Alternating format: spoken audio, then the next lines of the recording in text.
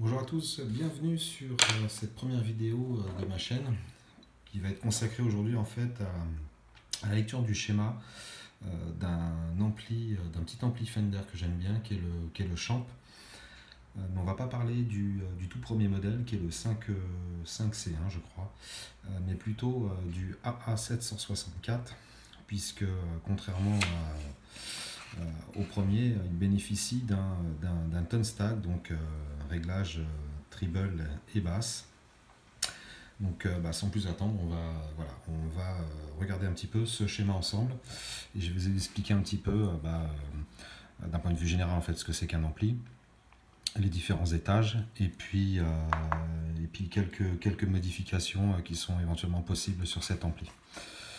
Donc sans plus attendre, donc voilà, ça c'est le schéma global qu'on retrouve un peu partout sur le net. Donc je l'ai découpé en fait, saucissonné de cette façon-là. Voilà, donc c'est-à-dire que on va retrouver en fait trois blocs principaux. Un gros bloc ici facilement identifiable par le transfo d'alimentation, gros transfo ici, puis la prise 220. Donc là on a toute la partie primaire et ensuite les différentes tensions secondaires qui vont être nécessaires pour alimenter les différents éléments de l'ampli. Je reviendrai là sur le sujet tout à l'heure. Ensuite, on va avoir la partie ampli de puissance qui est reconnaissable parce qu'en fait, elle se connecte sur le haut-parleur. On voit ici le transfo de sortie et une pentode ici montée en classe A. Donc, on n'est pas sur un push-pull, c'est un petit ampli de 5 watts, mais qui envoie bien quand même. Et on a toute la partie en fait préampli, là où on va rentrer en fait l'instrument, donc les guitares. Donc on a deux canaux, enfin deux voix, c'est pas des canaux, c'est des voix, voix 1, voix 2.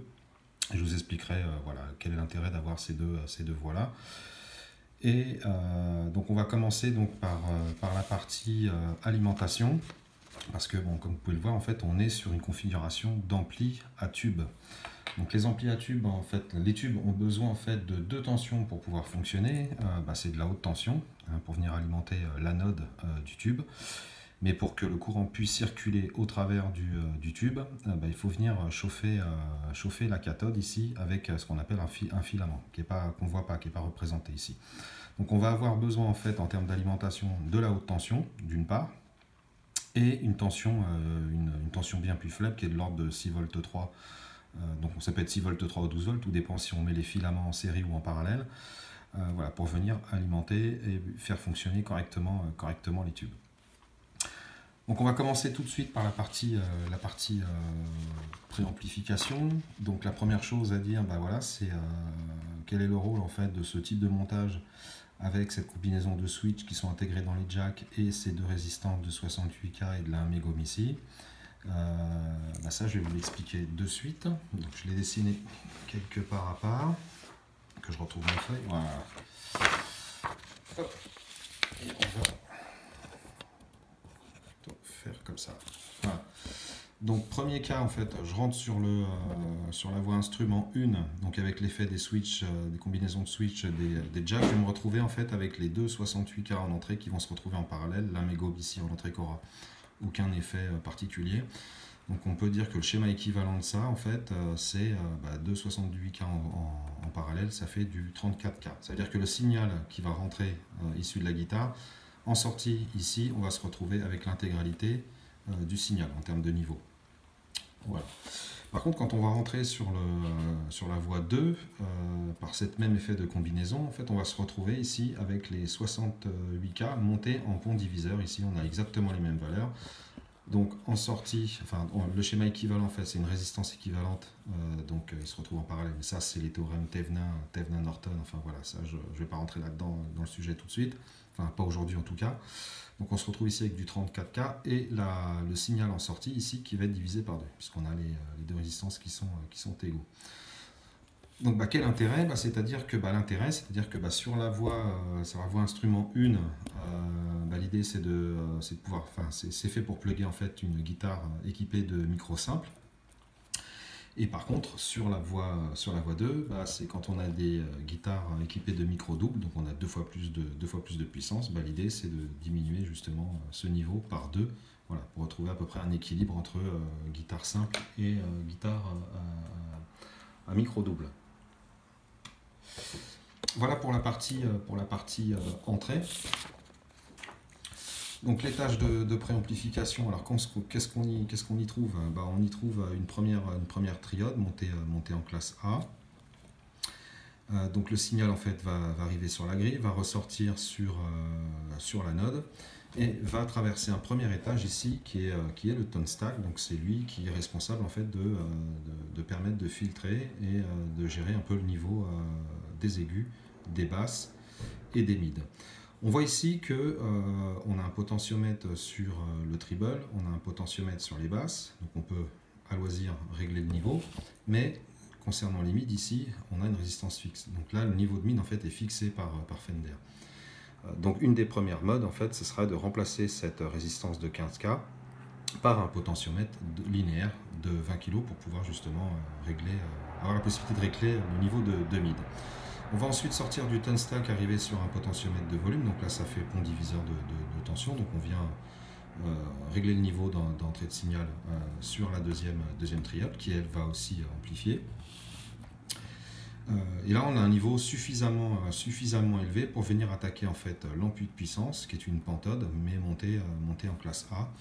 Et là, donc, du coup, on va se retrouver ici avec un très fort signal en amplitude, très peu de courant, mais un très fort signal en amplitude, qui va ici attaquer le transfo qui a pour but, lui, d'adapter en impédance par rapport au haut-parleur ici. Et de facto, voilà, il a un rapport de transformation qui fait que en sortie, on aura moins de niveau de signal, mais avec un plus fort courant. Donc on va conserver toute la puissance. Donc on aura toujours un rendement qui n'est pas de 100% ici, mais voilà. Voilà grosso modo sur la lecture du schéma. Alors, en termes d'alimentation, un ampli il a besoin de haute tension. Donc on a ici une tension alternative qui va être redressée ici par un tube redresseur. Donc là, on se retrouve ici avec une tension continue qui n'est pas qui n'est pas stabilisée et qui n'est pas filtrée. Donc, et elle va être filtrée ici par la première capacité qui est là. Voilà. Donc là, on a une première tension qui est assez élevée, qui est de l'ordre de 360 volts. Et cette première tension, en fait, que moi je vais appeler en fait B1, va avoir pour rôle en fait de venir alimenter le transfo de sortie, qui de facto va venir alimenter ici l'anode de la pentode. Ensuite, on a une résistance ici, un condensateur, donc ça fait un double effet, c'est un filtre RC, donc on va encore enlever, filtrer du ripple qu'on vient ici du secteur. Donc là on est sur du mono alternance, donc on va se retrouver ici avec un ripple à 50 Hz, mais aussi créer une chute de tension au travers de la résistance là. Donc on a une tension ici B2 qui est inférieure à 360, alors là je vois pas très bien sur le schéma, mais 350, et qui elle va en fait venir alimenter la screen ici, qui est la deuxième grille de la pentode. Voilà. Et ensuite on recommence, on refiltre une troisième fois, on réduit encore la tension, et là on va alimenter tout le préamp en fait. Donc ce premier tube ici au travers de la 100K et ce deuxième tube au travers de la 100K. Voilà. Alors, une petite remarque à ce propos, ce qu'il faut bien comprendre en fait dans le design d'un ampli, je vais prendre un bout de feuille, ici, c'est-à-dire qu'il y a une loi, en fait, c'est les règles de l'art, hein, on va dire. C'est-à-dire que là, on a le sens en fait dans un ampli, voilà, préampli, voilà, préampli, ampli. Donc on a le signal ici qui va dans ce sens-là.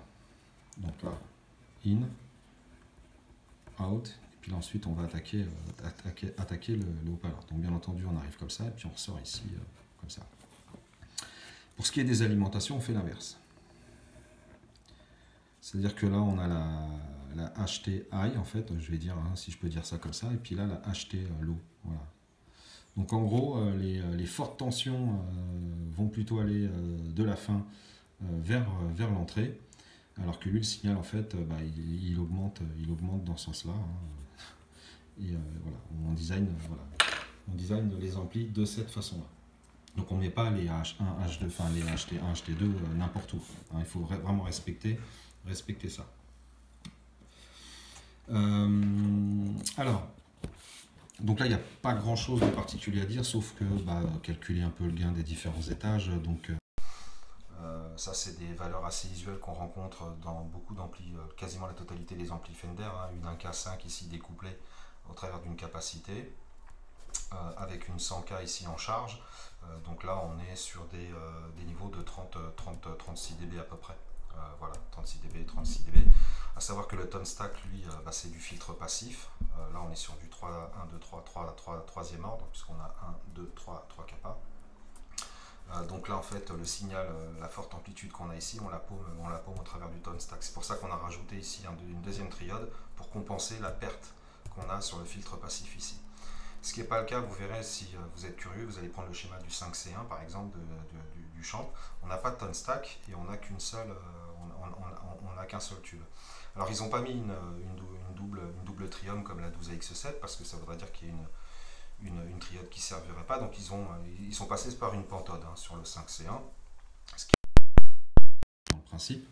Mais voilà, c'est histoire de ne pas avoir un tube en l'air. Et puis certainement aussi utiliser des vertus de la pentode. Voilà, c'est les gros changements qu'on peut retrouver entre la première génération et la deuxième génération. Alors je vais continuer sur l'alimentation. Donc là on a ici, là on voit comment on génère la haute tension continue. Et pour ce qui est des filaments, voilà, c'est cet enroulement-là, en fait, on est sur du 6 v 3 alternatif, qui va aussi servir à alimenter la lampe pilote, hein, la lampe témoin on-off. Voilà. Et là, il y a une petite modif qui sera intéressante aussi à faire. Et puis là, cet enroulement-là, il vient alimenter le filament du tube de redressement ici, parce que c'est un tube, il a besoin d'avoir une tension de filament pour chauffer les cathodes et faire en sorte que la diode tube fonctionne correctement. Une des modifs éventuelles là-dessus, mais là c'est un peu plus touchy, c'est de passer sur un redressement classique silicium avec des N4007 par exemple et de remplacer par rapport au tube. Alors je vais retoucher deux mots là-dessus sur le tube de redressement, c'est-à-dire que comparativement à un redressement à diode, là, si je prends, si je fais ça comme ça, voilà, avec ma capa de filtrage ici, donc là bien entendu j'ai mon alternative qui vient du secondaire du transfo.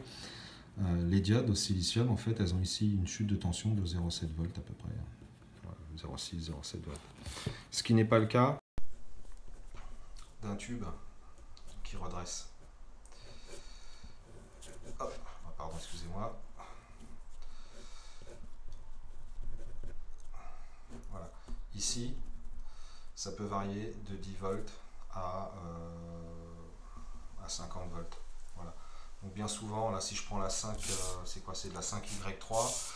Pour un certain, un courant de je sais plus combien, on est à peu près à 30 volts ici. Donc ce qui veut dire que